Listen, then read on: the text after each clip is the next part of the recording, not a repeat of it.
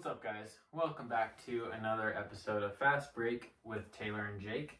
I believe this is episode 29, something like that, 28, 29? Something like that, yeah. Yeah. I've lost count after episode 1.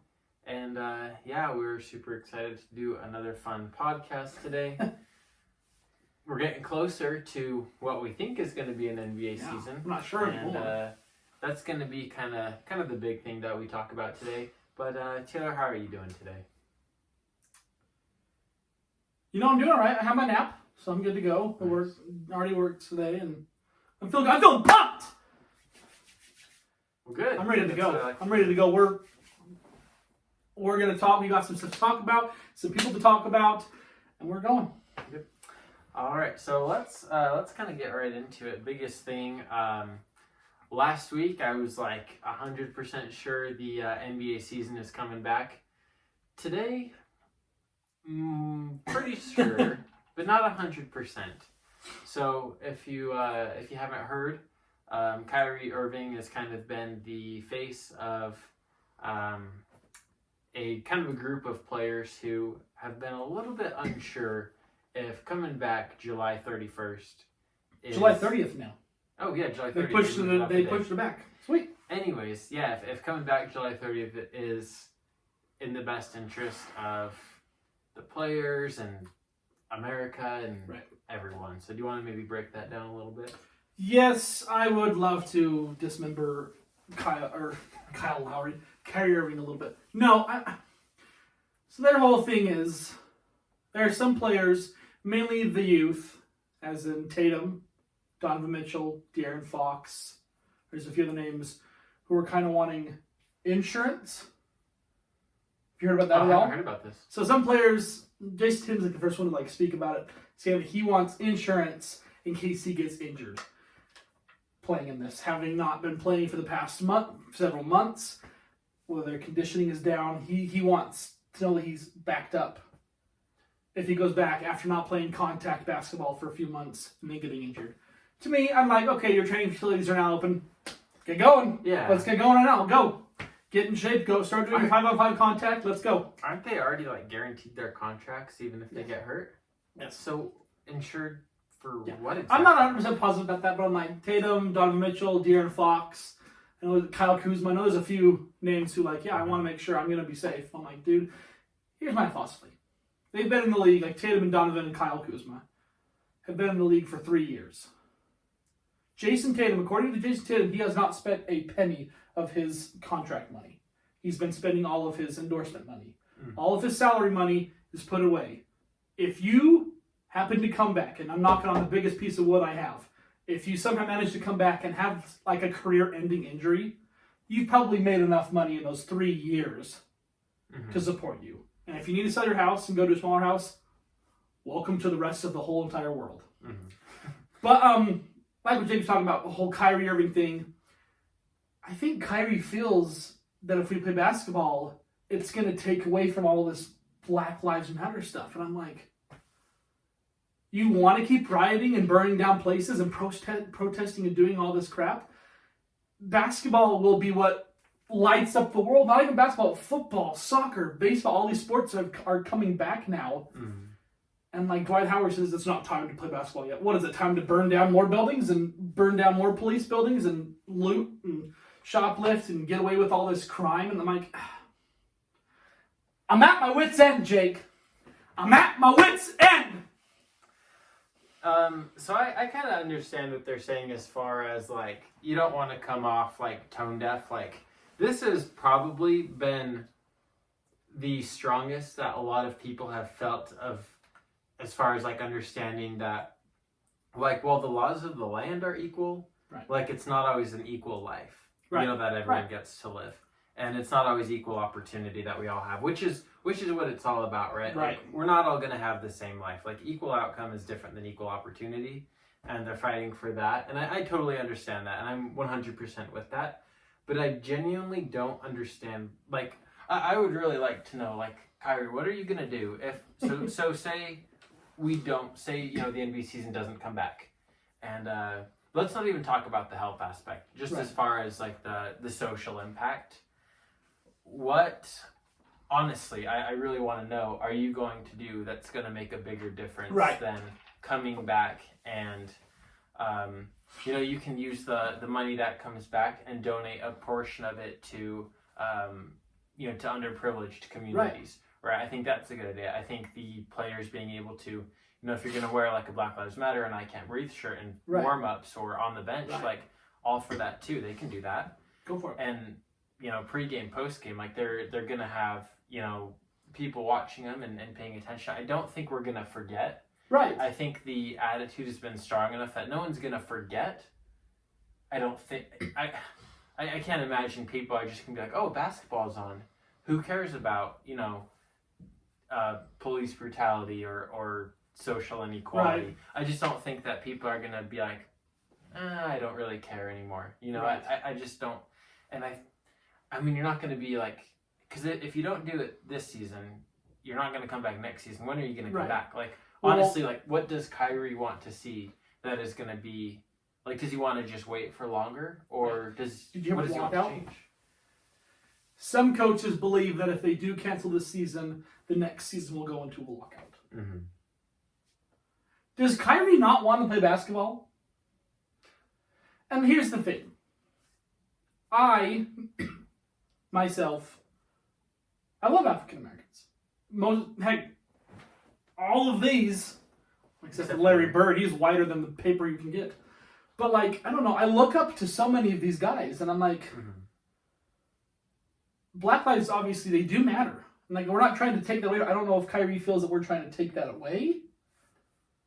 Maybe a little bit. I think he thinks that we're kind of trying to, like, sweep the movement under the rug. And not, like, us in general, but just the NBA owners and the commissioner and the league is, like, kind of saying, like, all right, that's a cute little movement that you have, but let's get back to business in money. That's the thing. I was going to say, the NBA is a business, and the NBA is losing a crap ton of money right now. Right.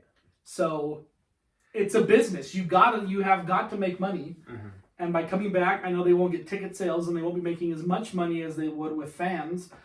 But even next year, they will not have fans. They've already said next year they will be without fans. Right. So, I mean, it's not like... There's not going to be at least half full stadiums until there's a vaccine. That's just not going to happen. Absolutely. So, we're not trying to... I don't know. I just feel like they're trying to... Or they feel like we're trying to get rid of the Black Lives Movement and get rid of that. Like you said, brush it under the rug. Maybe not get rid of it, but like brush it under the rug. That was a good term you used. But like, no. We're ready to watch basketball. Your career, and here's the thing. Adam Silver did say, if they choose to sit out, it is not in violation of their contract. Mm-hmm. So I respect that. Like if you do want to go protest, then by all means, go for it. I'm just saying... I think people are ready for sports, and Patrick Beverley said it best. You know what Patrick Beverley said? His tweet? About LeBron? Mm-hmm. If LeBron plays, which LeBron is for playing. LeBron wants to play. And Patrick Beverley said, if LeBron James plays, everybody will follow. And I absolutely 100% agree with that. He's the face of the league. Right. I mean, he may not... Not you, Kyrie. Sorry, buddy. Some people may say, Kawhi or Giannis may be better. If anything, it's Giannis. But anyways, LeBron is still, like, the big man on campus. Right. Like, this is his league. And if he were to say, I'm sitting out, I think a lot of players would follow. And I think they actually might be in jeopardy of just not having enough players for each roster to come play. I think some players are just going to... I really do think some players are just going to skip it because they don't feel like now is the time to play basketball. And, if that's how you feel, for sure. Like, go right ahead. Yeah. But when LeBron says we're going to have a league and the NBA Board of Governors and the commissioner and they've got this set up. They've been working on this for a long time. And I have a hard time thinking they're just going to push the cancel button. Right. Because really, like, it is a business, and again, like, you don't want to sound like insensitive to the cause, but they're not just going to cancel it. There are other people who they're go not protest just going to for cancel it. There are other people who can go protest. Of course. We know where you're, and I'm like speaking like to Kyrie, in a nice way, for once. If you really deeply care about Black lives, and I know he does, then we know where your heart's going to be. Mm-hmm. Even if you can't go protest, you know what you stand for, and you can support it on the court or at home. You don't have to go out and protest. And I know he's not one of the looters or the violent protesters. No NBA player is, but like, support it while playing basketball. I mean, I don't know. It's just because I mean, you still have your social media platforms, and you're still gonna have lots of cameras on you. Like, they're gonna be giving you all the attention that you need to say whatever you need to do. If you write a check to go towards some cause, it's probably going to get noticed. Right. I mean, Michael Jordan, there's no way that the $100 million that he promised to be donating over the next few years to, whether it's the Black Lives Matter actual organization or just communities, there's no way that's going unnoticed. And hopefully that inspires other people to get involved and make a difference in the way that they can. We can't all donate. John Cena just donated $1 million. Right. I mean, non-African Americans support you guys as well. So they're like humongous figures, and I'm glad he did that. I like John Cena. Like, there are big white role models who are supporting you guys, and I think that's huge to let everyone know that not everybody is a racist, especially cops. Not all cops are racist. I hate to say it, but yes, there are a few, and we've seen them as it's come out, but they're not all racists. I know that for 100% fact that not all cops are racist. Cops are the good guys. I know. And there's been some videos going around showing that there are obviously some cops are doing wrong, but... Yeah, and I think it's important to keep... I mean, you have to hold cops to a pretty high standard. Right. Right? I mean, these are guys who are, responsible for keeping the peace and keeping the laws of the land in check. Genuinely, honestly, just keeping people in check. That's what cops do. Right. That's why you can't just, drive 100 through a neighborhood, right? Obviously, you're going to get thrown in jail, and cops are the ones that are going to come get you. So you have to hold these guys to a high standard, and I actually think it's a good thing to have them wear the body cameras. I think it helps protect them if they're in the right in the situation, and it helps them to be held accountable if they're in the wrong, which does happen. The last thing you want is a guy with a gun and the law on his side with his badge to be corrupt and to be doing what he shouldn't be. That's obviously terrible. That's almost one of the last people that you want to be a cop. So I think we're all like on the side of like, yes, like we know, Black Lives Matter. We know that police have messed up, but generally for the most part they're pretty good. Right. So I mean, you can't lump all, just because there's one bad cop doesn't mean they're all bad. Just because there's one bad black person or white person, you can't just lump them all together. Right, absolutely. So, but I mean, we've said our spiel. You guys can think what you guys want, but like, I think what it narrows down to, at least for Jake and I don't want to speak for Jake, but we 100% care about Black lives, and we're not trying to sweep it under the rug. No, LeBron's not trying to sweep it under the rug. We just want to do our job, or the NBA players want to do their job. The fans want to see it. You can still make a positive difference in Absolutely. play. Absolutely. I think you can just make just as much, if not more, of a positive impact by playing. And that's just my honest opinion. Right. Basketball aside, I mean, yeah, it's not been fun, but we haven't had basketball in like 3 months. Right. And we're still alive. And these NBA players are sitting at home wearing their warm-up uniforms when they really just want to take off the warm-up uniform and put on their jersey. That's what they've been waiting to do. So let's let them go take off their warm-ups and put on their jerseys. Very well said. All right. It is our last segment of our top 10 positions, and we've got our centers to do today. There was a few more centers that I think about today, and it's obviously not a center-dominated game. Mm-hmm. But there was quite a bit of centers that I thought made the list. And I'll start it off. I'll do my 10 through 6. At number 10, we have Emeka Okafor. No, I'm just kidding. I thought you were half serious for half a second. I was like, oh, number 10. I'm like, wait a minute. Is he even in the league? Is he? I don't know. I don't think so. All right, number 10, I got Clint Capella. I think alley-oops have really helped out Clint Capella's success in the NBA. He's a really good defensive player, really shot blocking wise.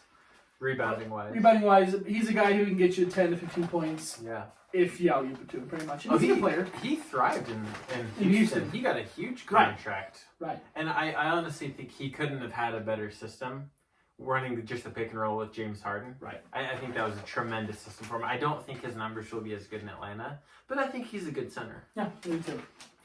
At number 9, I got Nikola Vucevic, however you want to say it. Heck, he was an all-star last year. He's just a center to me that really flies under everybody's radar. When you think about centers, you never think of him. But he's a big body. He's one of those still traditional centers where he can post you up and go down low. He's got a little bit of a touch on the jump shot, which is really nice. But for the most part, he's down low in the paint, doing what a center should be doing. I like Vucevic. You don't hear much about him, I'll be honest. You know. At number 8, I got Miles Turner. He just keeps getting better and better. Obviously on the defensive end, as he's great. I believe leading the league in blocks. If not, I think it's actually Anthony Davis. But I know last year he led the league in blocks, and he's always up there. If he's not up there, number 1, he's just really good and really skilled offensively as well. Mm-hmm. He's a good shooter. Yeah, he's a surprisingly good shooter. I really like Miles Turner a lot. I do too. And at number 7, here's another guy I didn't like at first, and I really don't know why. I never had a reason not to like him, but I've really grown to like him more. And I kind of wanted to put him more lower on the list, like top 4 possibly, but I couldn't. And that's Steven Adams. Oh, where do you have him? 7. 7, wow. I know. I want to put him like, I know. I wanted to get him down to 4, but I just couldn't. But Steven Adams is a guy he's a big dude. Yes. He's a big dude. He's a mountain. He really is. And he is Aquaman. If you guys don't know who Steven Adams is, seriously, look up Aquaman, then look up Steven Adams, side by side. Jason Momoa. And it is... You will not be able to tell the difference. It's funny. You will not be able to tell the difference. But regardless, he's another traditional center who's always down low. He does not have a jump shot, which is kind of nice. And really, really good defensively. He won't get you like 2.5 blocks a game, but he'll distract. Like I said, he's a huge dude. He's huge, man. Anyone with long arms and big arms is gonna affect the shot. But I love Steven Adams now. Yeah. He keeps getting kicked in the balls, and he just toughs it up, man. Oh man. Literally kicking the balls by Draymond Green. At number 6, I got Andre Drummond. If there's anyone who we can label a rebounding master, it is definitely going to be Andre Drummond. And I think that might be the only reason I have him on our top 10. Mm-hmm. Because he's averaging like 15 rebounds a game. And also, he pretty close to 20-ish points, maybe 18 points. He should have been an all-star this year, I believe. But I just love Drummond. He's pretty good. I like Drummond. So we got Capella, Vucevic, Turner, Steven Adams, and Andre Drummond. All right, we got a different list. We really do. Sweet. Number 10, I have coming in. I have Miles Turner. Some of the names Taylor has just said are not going to be on my list. But yeah, Miles Turner, we kind of talked about him a little bit. Great defensive player. He's pretty young, right? He's like, what, 23, 24? Yeah, he's not very old. He's a pretty young player in the league. So I don't know if he'll ever be an all-star, but probably defensive player of the year at some point. And I think he'll be good. I think he'll have a good future. Number 9, I do have Clint Capella. And like I said, I think we've seen the best of his career. Yeah. And he's still a relatively young guy, but it just worked so great for him in Houston that I don't think he's going to get the same shot and the same role. Because really, I mean, in Houston, it was it was James Harden and Chris Paul. But then it was Clint Capella. Right. Those are your 3 guys on offense, and then a bunch of shooters. Right. Like Clint Capella at number 9. Well, and the Hawks are going to mainly focus more on John Collins, I think, than they are Clint Capella. That's true. I take John. I was contemplating putting John Collins on here, but he's only been in the league for 2 years, so I'm like, okay, I'll give him a few more years. Mm-hmm. Number 8, I have Bam Adebayo. I don't know if he's on your list, but I think we saw multiple triple doubles out of him this year. He's a rebounding and defensive machine. He is pretty good around the rim, so I really like him. I think he's a good center. You don't have him? Did you forget about him? I'll squeeze him in there. Oh my gosh. Oh man. I keep looking at these lists and No, it's that's like fair though. I mean I don't have Vucevic on here. right. But I have Bam Adebayo, and I think Bam's better, but I think they're pretty comparable. See, that's what we're gonna do. So I think Bam is. I think he's a pretty good center. So I have him at number 8. Number 7, I do have Andre Drummond. And again, I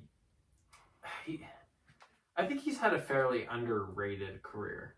I think he was a relatively high draft pick. Then the first few years, he was okay, but then he's gotten better. But he's been in Detroit and Cleveland, and he's just not going to get a whole lot of attention on those teams. And number 6, I have Tingus Pingus. Yes, Tingus Pingus. That's Kristaps Porzingis. I don't like if you haven't seen that Pingus. video, I think he's just injury prone. Yeah, But I think he's actually pretty good defensively, and he's almost unstoppable on offense. He's a 7'3", like not even just 7 foot. He's 7'3". He can shoot. He can dribble. He can play inside a little bit, but he's got a pretty good mid-range and 3-point shot.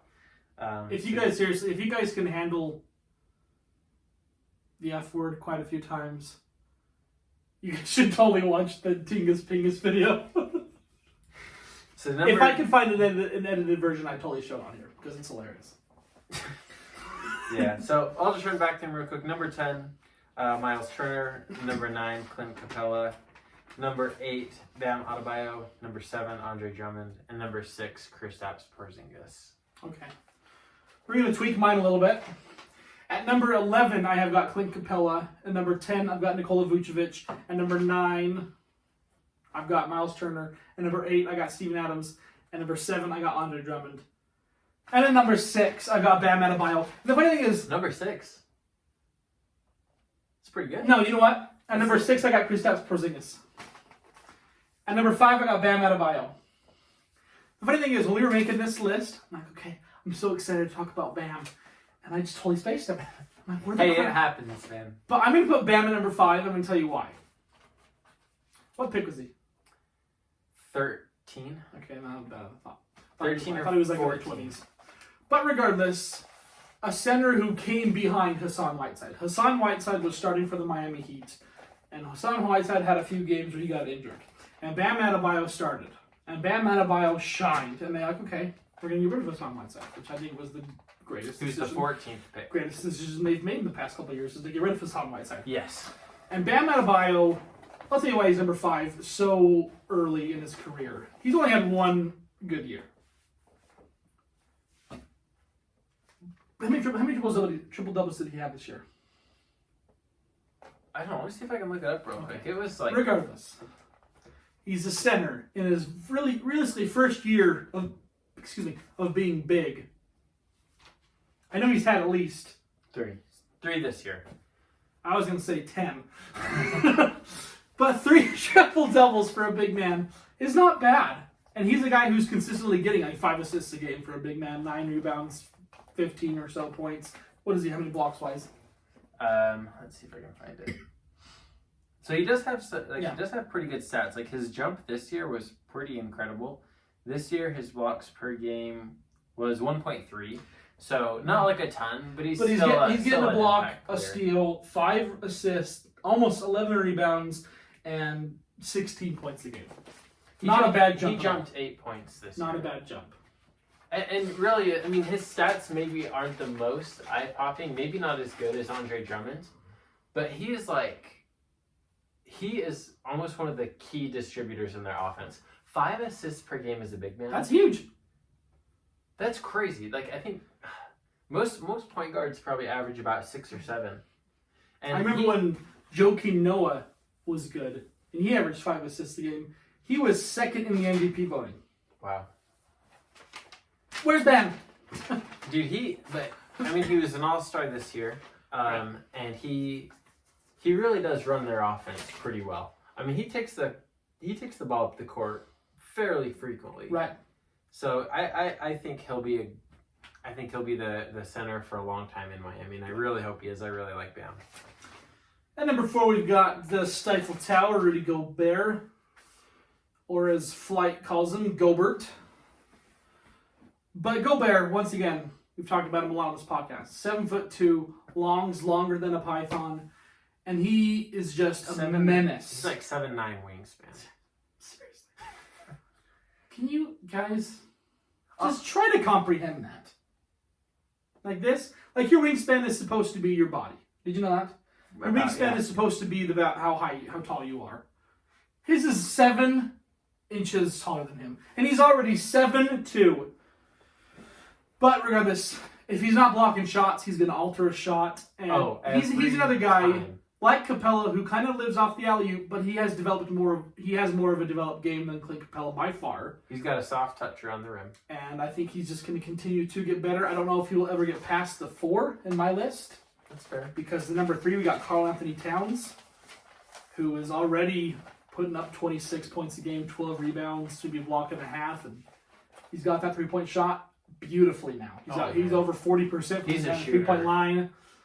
And I know I say I don't like when centers shoot threes, but man, can he shoot the 3 ball dang good.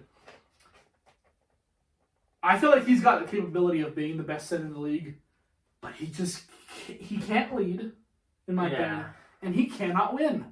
No. 2 years ago, Minnesota, or was it last year?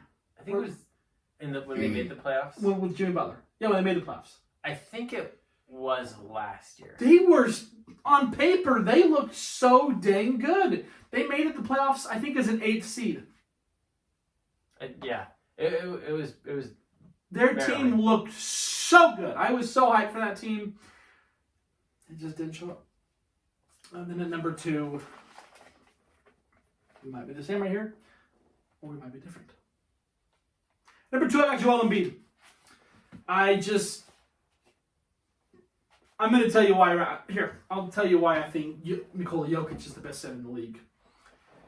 Nikola Jokic is the most skilled center I've seen in the past decade. Nikola Jokic and his skill set, he's kind of like Bam Adebayo on steroids. Yeah. And he is, seriously, you look at him. He's more developed. First of which, he's lost weight. He's a lot slimmer now. Have you seen pictures of him? Goodbye. Have you seen the pictures that were, I think 2 days ago or something? Holy cow, he went on like Weight Watchers or something, man. He looks awesome. Maybe he just starved himself during quarantine. Maybe he couldn't get to a grocery store and he just ran out of food. But for his career, he's only got, he's got 40 triple-doubles, and I'm sure he had I know he had over 10 this year. That's crazy. That is nuts. For a center? That is nuts. And he's only 25 years old, and he's literally just going to keep getting better. Where's his stats? Whatever. But basically, he's at 20 points a game, 12 rebounds. He's not the best shot blocker, but he's not bad. I'll give him maybe a block and a half a game. But it's his passing that is ridiculous. Nikola Jokic is the best passing center since Wilt Chamberlain.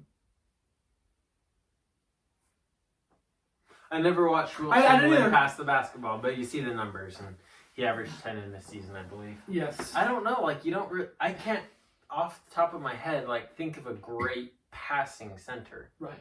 Like Jokic. I honestly, maybe I'm an unknowledgeable basketball fan, but no, it's just I don't think I am. Centers don't pass, and they don't need to. But this guy, for some random reason, he's like, okay, I want to pass.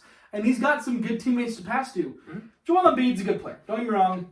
But to me, Joel Embiid, for as hyped as he is one of the most inconsistent players, as far as, obviously, points and stats, but also, his attitude.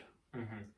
I want a guy, if we're in the NBA Finals, and it's heated down the stretch, I want to rely on a guy who's not going to get ejected.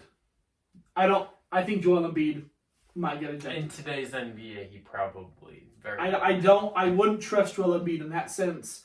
And Joel Embiid, if he's struggling, he almost forces himself to try to get better, which makes him even struggle even more. Mm-hmm. And there's nothing more deteriorating than going 3 for 12 and then end up going 5 for 25 because you tried so hard to keep scoring and keep scoring. That's kind of what Joel Embiid does. Now, defensively, nothing wrong with his game at all. Similar to Gobert, just a huge, huge guy. I mean, like honestly, and I'll kind of go in on that. But when you watch Gobert or Embiid, when players, say they get a screen, the big man takes their, the guard, and they go to the paint. They're like, oh sweet layup, Right. and they see Gobert or Embiid. Ah, crap! They turn around and run back out. I'm not kidding. I'm not kidding. You watch Gobert. Players will go into the paint, turn around, kick it back out. All right, you can get blocked by him. That's why Gobert, he doesn't always average the most blocks, but the Gobert effect, I think, is as David Locke, the NBA Jazz commentator, calls it, is just one of the most underrated things I've seen in the NBA. I think, aside from like shot blocker, I think the person who intimidates players the most or interferes with shots is Gobert. Oh yeah, hands. There's down. there's no second. 2-time defensive player of the year for a reason. I mean, it really is. I mean, well, I've talked too much, but yeah. So my 5 was altered a little bit. We had Bam, Gobert, Karl-Anthony Towns, Joel Embiid, and Nikola Jokic. And seriously, if you guys haven't watched much of Nikola Jokic highlights, what are you doing? They're incredible. What are you doing? Go watch some Nikola Jokic highlights because this kid is incredible, and he's going to be a problem for a while. All right, number 5, I have Rudy Gobert, and our lists are actually about the same. You'll kind of see where they differ, obviously.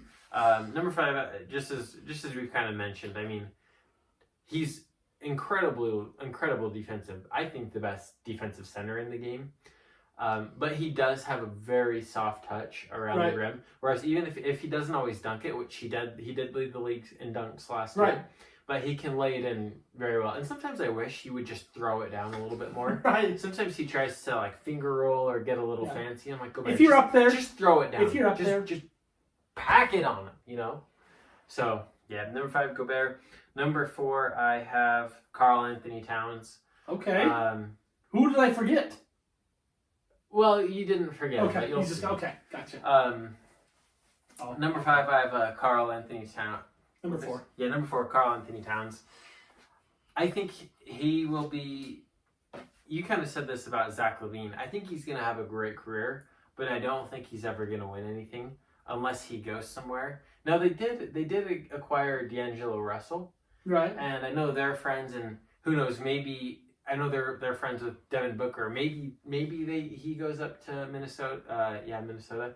I can't imagine leaving Phoenix for Minnesota, to be honest. But team wise, they're about the same. It's just. Would you rather have a 70-degree winter or a negative 25-degree winter? It's not a very hard choice. But anyways, I don't think he's going to win anything unless he leaves or something crazy happens in Minnesota. They never win in the playoffs, ever. Number 3, I have Joel Embiid.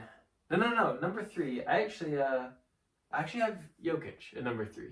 Whoa! Okay, whoa! I mean, you see those 40 triple-doubles, and that's incredible. I think defensively, I think Embiid is better defensively. Okay. And that's why I edge Embiid over. And he is a little bit inconsistent, but I think he's a great rebounder. I think he's a very good scorer. And when he is not shooting himself out of a game, he's incredible. Absolutely. I mean, his footwork down low, his mid-range jumper, and he can hit the 3. Not nearly as good as Karl-Anthony Towns. Right. But I do have Embiid at number 2, Jokic at number 3. You already talked about Jokic. And then number 1, I have Anthony Davis. Oh, and okay. this is just because last week okay. I consider him more of a center than That's a power fair. forward. And I think he's better than everyone else we've talked about. I would put him in number 1 too. I'd put him in number 1 too. And so that's why I didn't have him on the I was power thinking, like, forwards who are you last going with, dude? week. Jalil Okafor, actually. I know, I'm like, who the heck? No, yeah, Anthony Davis is my number 1. Okay. I consider him more of a center. He's one of those ones that you can go either way, and he does usually start along with JaVale McGee. Right. But still, to me, he's a center. Yeah. So that's number 5, Gobert. Number 4, Cat. Number 3, Jokic. That's our only difference, really. Yeah. Number 2, Embiid. And number 1, Anthony Davis. So Okay. there's our top 10 centers. This is a good segment. I think this is a good idea. It was tough. It made me realize there's a lot of good players in the league. Heck, I had TJ Warren in one of my lists. Yeah, I mean, you think about it, like, you talk about, like, I remember, I think, Andrew Wiggins or Tobias Harris were, like, lower on my top 10 power, small forwards. Yeah. And it's like, you take our top 50 players, you combine top 10 of each position that we went over. And if someone says, oh, Tobias Harris, I'm like, oh, yeah, easy, top 30. Right. Andrew Wiggins, he's a top 40 player, Right. but I don't know when he is. When you look at all the collective talent in the NBA, there's a lot of good players out there. It was a lot of fun That's doing what this this. taught me. Yeah. So. Please give us your lists. Maybe you're one of those people who really loves, like, Ennis Canner or something, and you want to put him in there or whatever. But regardless, we didn't get nearly as much views as the past few episodes, so, I mean, like, that's fine. We're not, like I said, we're not getting paid for this at all, but it's just like...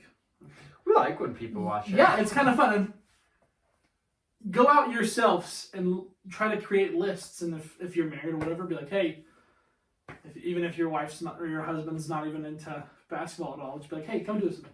It's a lot of fun. I mean, just to come experiment and make your own top 10 list or whatever. Mm-hmm.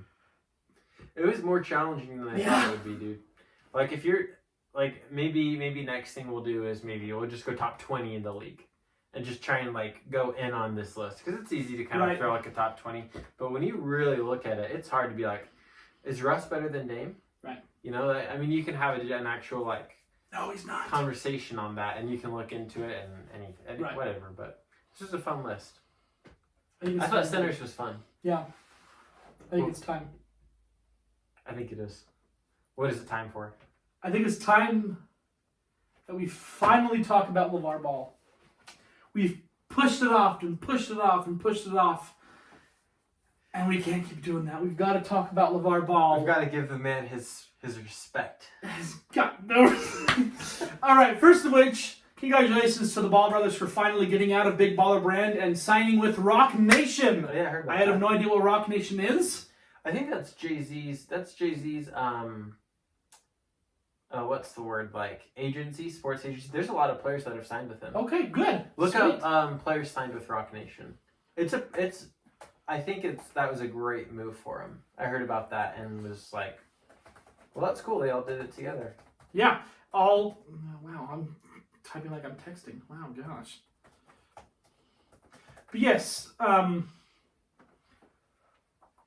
Des Bryant, Saquon Barkley, Leonard Fournette, Todd Gurley. So a lot of football players. I thought there was more basketball players. There might be. Let's see. Basketball, Trey Burke, Willie Cauley-Stein, Kevin Durant. Yeah, I think so. Durant. I mean, he's easily the biggest one. Yeah, right. I don't know, LiAngelo, man.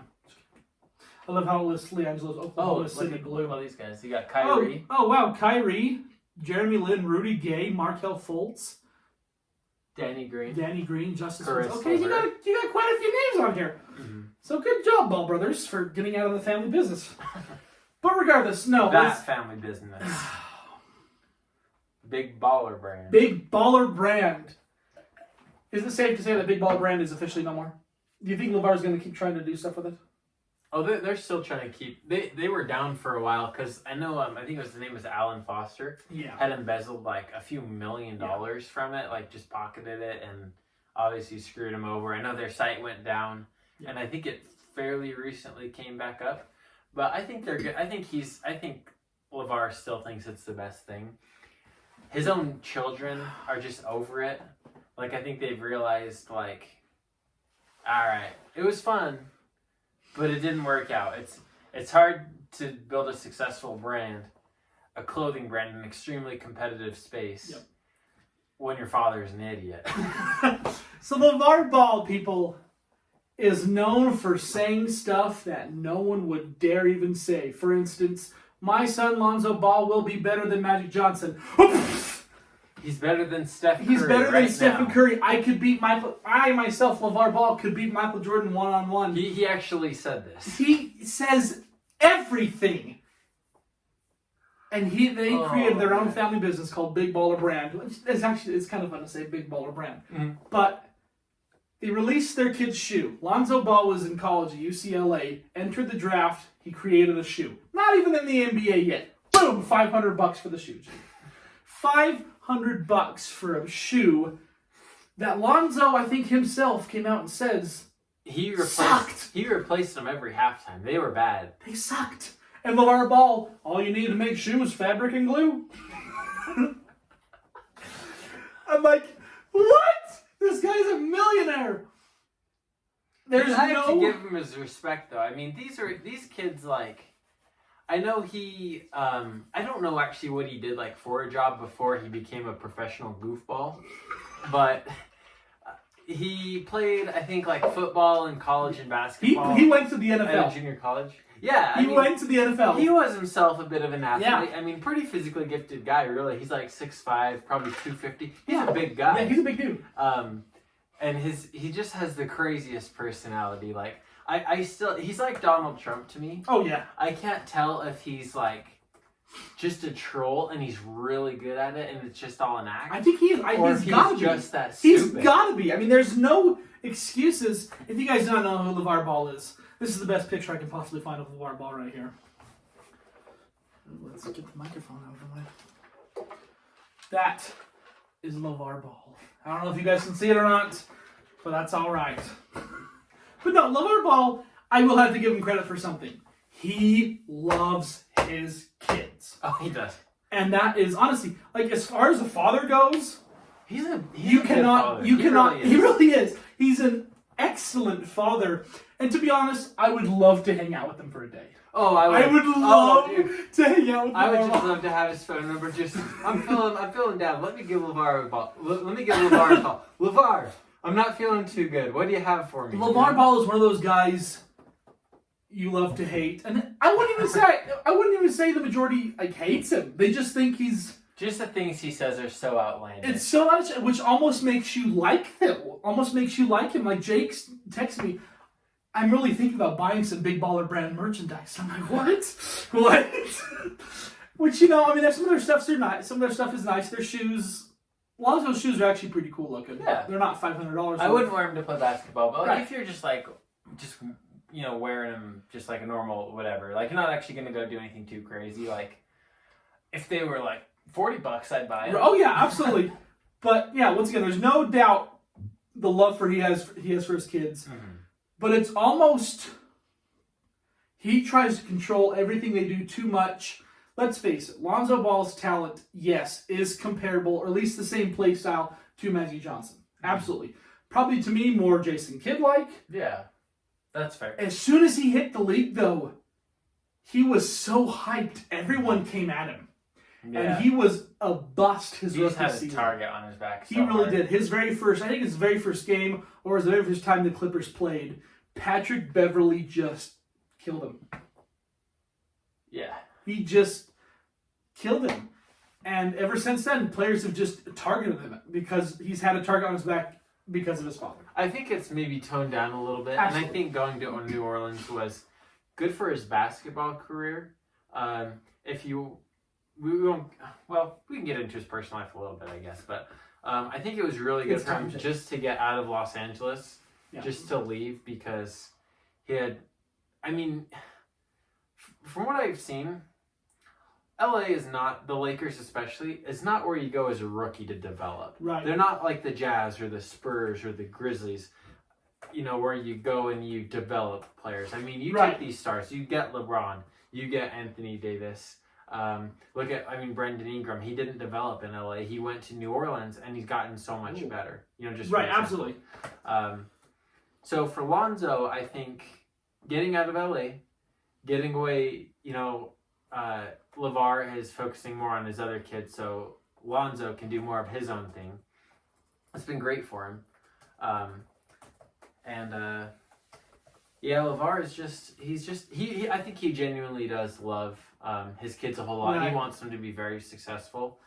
And I know LiAngelo, his basketball careers, I know he did sign with the Oklahoma City G League team. Yes. But he's trying to focus maybe more on other things like having his own line in the Big Baller brand. Right. And LeVar's been pretty supportive from the Ball in the Family Facebook series. Right.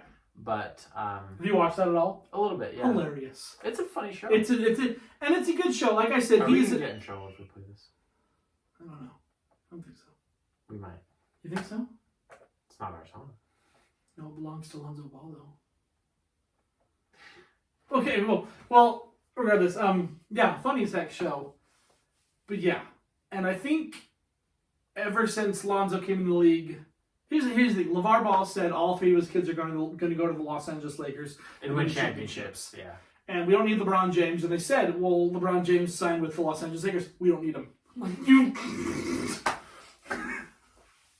You totally need him. So, anyways, I think it's just funny how LeVar, like, I don't know. I wonder how supportive he would be if his kids had never wanted to play basketball. Right. I think they all obviously do like it. That's why they continue to play it. But, I don't know.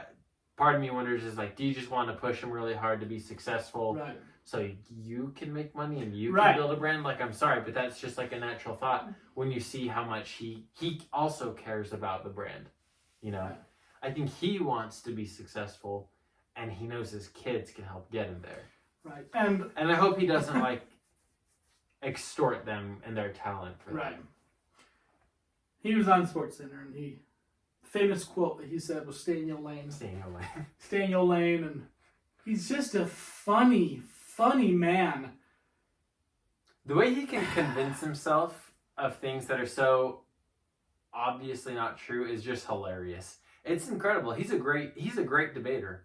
I mean, he's like, he can debate with the best of them. Honestly, he's like the mirror image, like, well, not obviously identically, like physically, but his personality just reminds me of Donald Trump Absolutely. so much. Absolutely. It's just hilarious to watch. Absolutely. And yes, your kids can play, and I think yes, LaMelo Ball will be a big problem in the league. He's gonna be drafted this year. Oh, you don't even talk about the JBL or JBA. So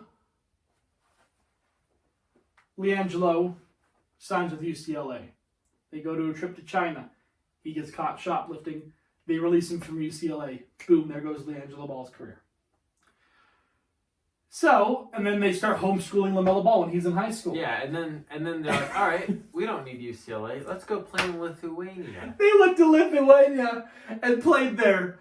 And man, did they kill. LiAngelo had like a few 70-point games. LaMelo Ball was I think that was the JBA. I don't know if they... was it? Okay. I don't know if they were too great in Lithuania. And then their father created a league that he said which could contend with the NCAA. And not a chance. Yeah, like I said, LaMelo and LiAngelo were definitely the best players in the JBA. He said they were like top high school players who were also playing in the JBA. Yeah, top high school players that didn't make college teams, maybe. Yeah, it wasn't a very It wasn't, league. and I watched a bunch of the games, and by far LaMelo and LiAngelo were the best.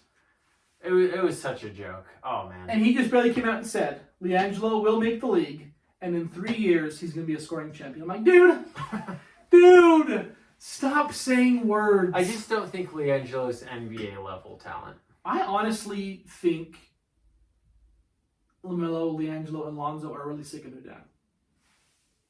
And I think they're finally starting to grow up. Probably him telling them what to do. I think Lonzo, I don't want to speak for their kids because their kids love their dad. I can guarantee you that. Mm-hmm. That's the thing. They love their dad, but like Lonzo especially, he's the most mature out of all three, and you can totally tell. Mm-hmm. And he's like, I'm ready to go by myself. I'm ready to do all this kind of stuff.